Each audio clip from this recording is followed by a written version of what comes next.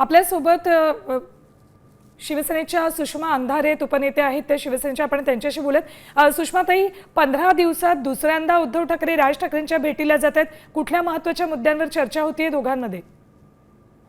अहो, दोन कुटुंब एकत्र आली आहेत अनेक दिवसानंतर. सुषमाताई, दोन कुटुंब एकत्र आली आहेत मान्य आहे, पण या भेटीमध्ये फक्त उद्धव ठाकरे गेलेले नाहीयेत, अनिल परब आणि संजय राऊत सुद्धा सोबत आहेत. मग ही राजकीय भेटच म्हणावी लागेल ना? नाही, मला असं वाटतं की संजय राऊत साहेब असतील किंवा अनिल परबजी असतील, ही सगळीच नेते मातोश्रीच्या एका कुटुंबात असल्यासारखी आहेत. आणि मातोश्रीच्या म्हणजे ही सगळी लोक जेव्हा एकत्रित होती तेव्हापासूनचे सगळे एकमेकांचे सहप्रवासी आहेत.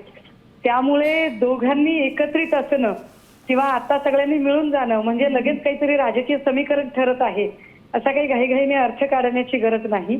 आणि समजा तसं काही असेल तर ते काही फार गुपितही राहणार नाही.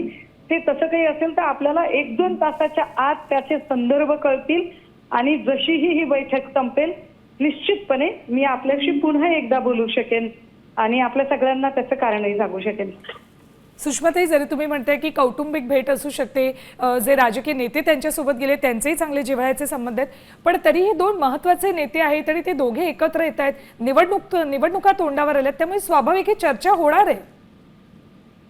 नाही, चर्चा तसं तर मग मी असंही म्हणू शकते ना की कदाचित ती चर्चा दसरा मेळाव्याची असू शकेल, ती पालिका इलेक्शनची असू शकेल. मग दसरा मेळाव्याच्या आमंत्रणासाठी गेलेत का उद्धव ठाकरे?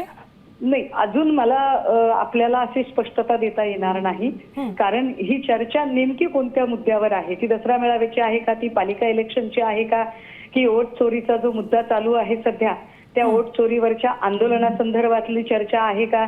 कारण येणाऱ्या 28 तारखेला नागपूरमधून एक पदयात्रा काँग्रेसची सुरू होत आहे, जी 28 ते 2 ऑक्टोबरला ती सेवाग्राम वर्ध्याला जाऊन पोहोचेल.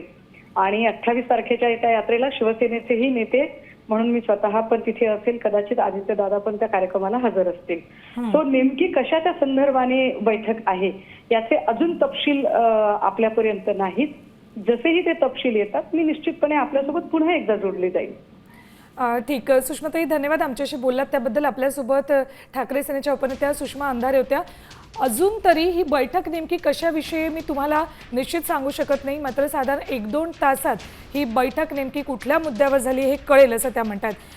आता isakal.com आहे देशातील नंबर 1 ची मराठी न्यूज वेबसाईट. प्रत्येक अपडेटसाठी isakal.com ला नक्की भेट द्या.